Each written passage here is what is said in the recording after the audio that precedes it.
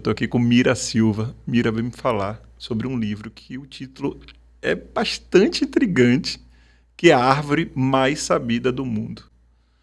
E falar sobre sabedoria é algo que me atrai muito. Esse é o tema de hoje, falar sobre sabedoria.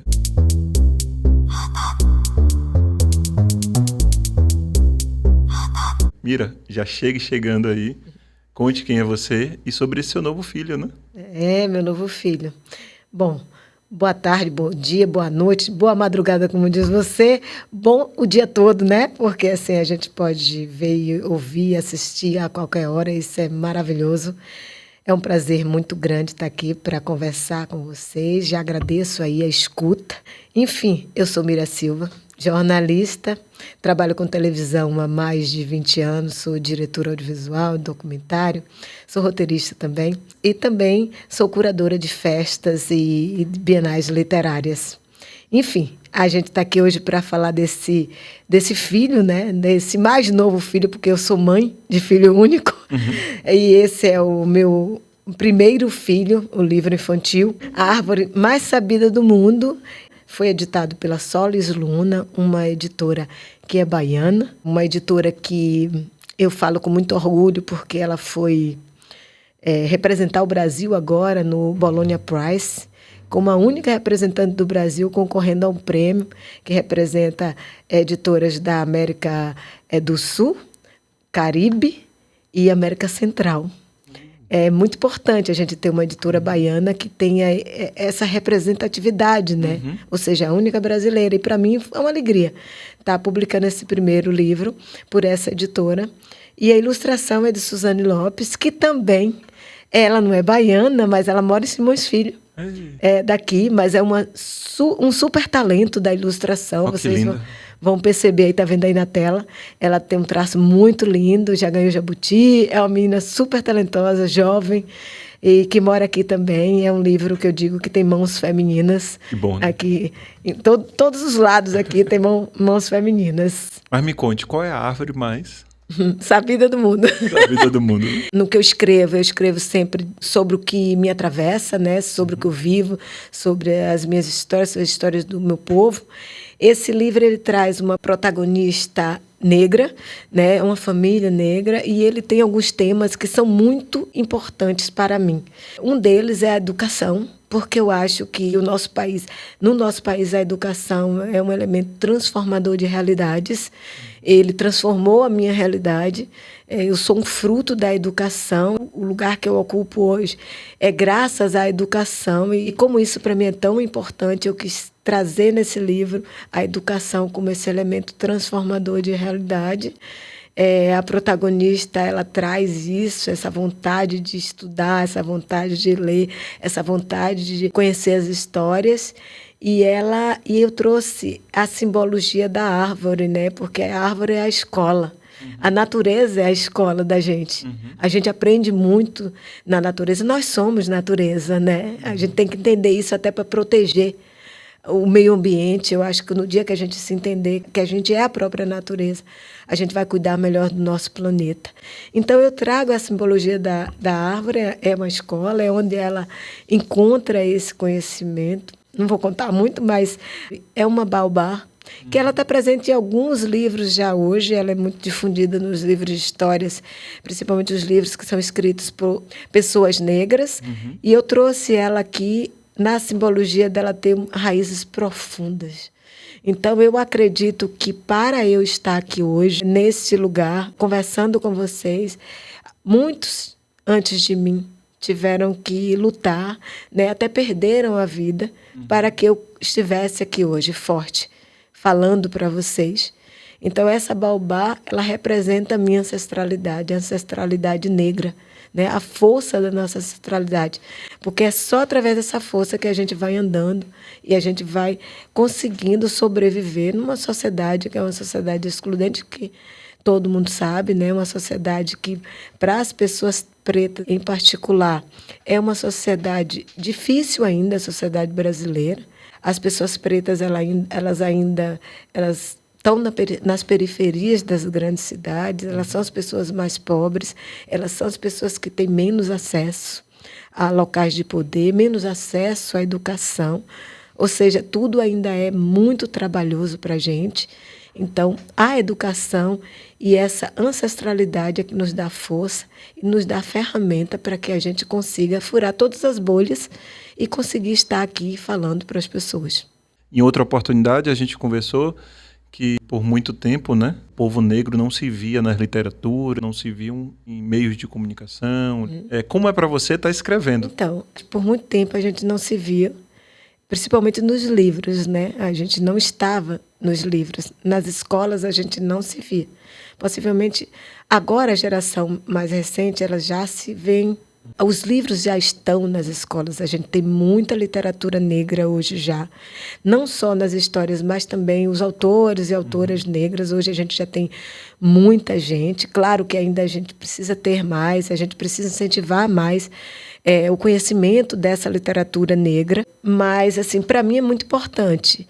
Eu sou curadora de festas e bienais literárias e todas as vezes que eu vou pensar uma programação literária, eu penso a partir desse lugar também.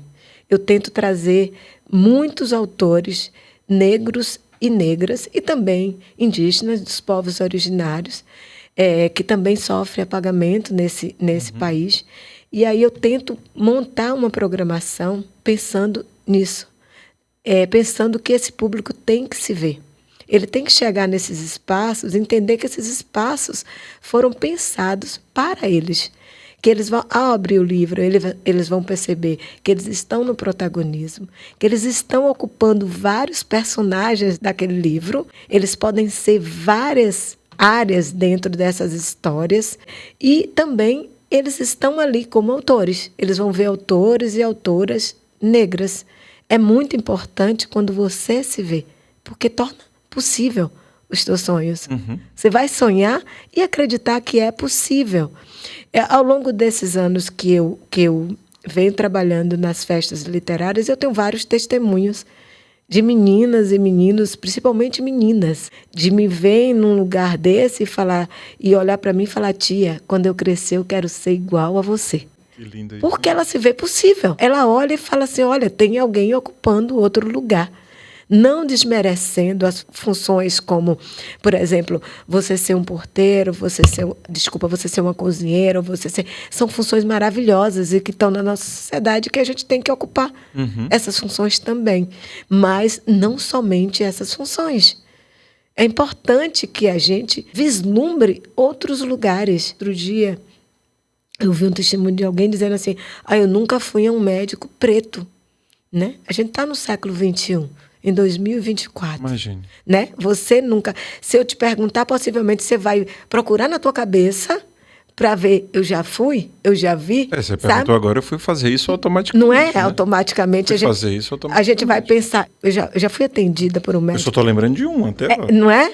É muito pouco numa sociedade que tem a maior parte das pessoas negras. Por isso que é importante, hoje, a gente escrever as nossas histórias. É fundamental para gerações futuras. Não estou falando só de pessoas negras, estou falando da sociedade como um todo. Para a gente poder né? se identificar. Não, por exemplo, eu poder me identificar dentro do meu lugar no mundo, Exatamente. Identificar o meu próprio lugar de privilégio, né? Exatamente. Porque quando eu olho essas histórias, que são histórias onde eu não vivi, eu aprendo não pela vivência, mas pelo saber, né? O saber literário. Se a gente não estuda, se a gente não procura entender, se a gente não procura ler, não procura se questionar.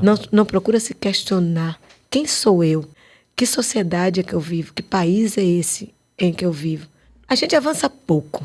A gente avança quase nada. Aí a gente percebe o quanto que a gente tem que andar ainda como sociedade para dizer assim, olha, a gente realmente é uma sociedade diversa. Eu tenho orgulho de ser dessa sociedade diversa, né? De pertencer a esse país que é multicultural. É um país que tem essa formação, que é um país bonito. O Brasil é um país bonito, mas a gente precisa crescer como sociedade, a gente precisa avançar. Não adianta só falar, né? A gente precisa fazer. Na prática, né? Na prática. Eu acho que a literatura ela tem um papel fundamental nisso. É uma pena que a gente sabe que o acesso à leitura no país é muito pouco. O mapa da leitura no país ainda é pouco. Tem pessoas que chegam nos eventos literários que eu faço e ainda não têm acesso a um livro desse. Nunca pegou um livro, né? Tem crianças que nunca receberam um livro de presente. Imagino. Porque na casa deles, precisa-se comer primeiro. Então, tudo mais vem depois. Tem a sobrevivência daquela família.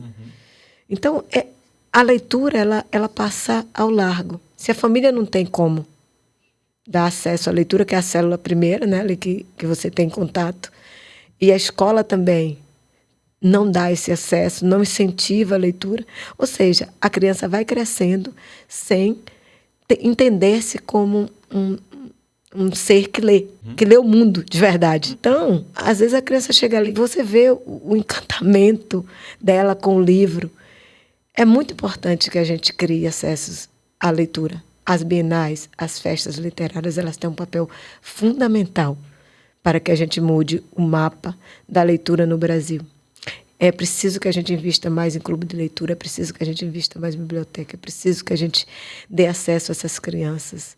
É importante isso, se a gente quer realmente, de fato, transformar esse país e transformar esse país em país leitor. A gente precisa encarar isso com mais seriedade e encarar a infância com mais seriedade e responsabilidade. Precisamos cuidar das nossas crianças. A gente cuida pouco da infância nesse país.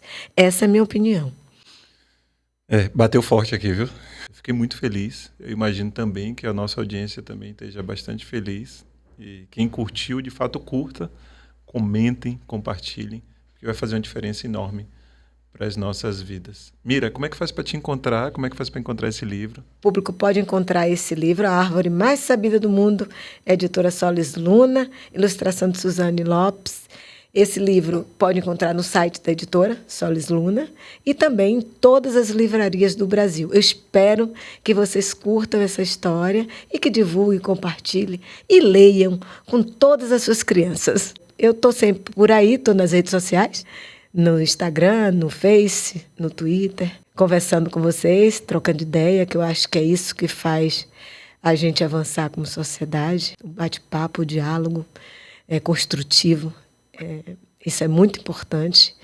E também, como diretora audiovisual, estou todos os dias por trás das câmeras, mas vocês veem o meu trabalho aí no programa Encontro com Patrícia Poeta, na Rede Globo de televisão. Eu agradeço aqui a escuta sempre, né, e a troca. Muito obrigada, Fabiano. Obrigado a você. Curti bastante.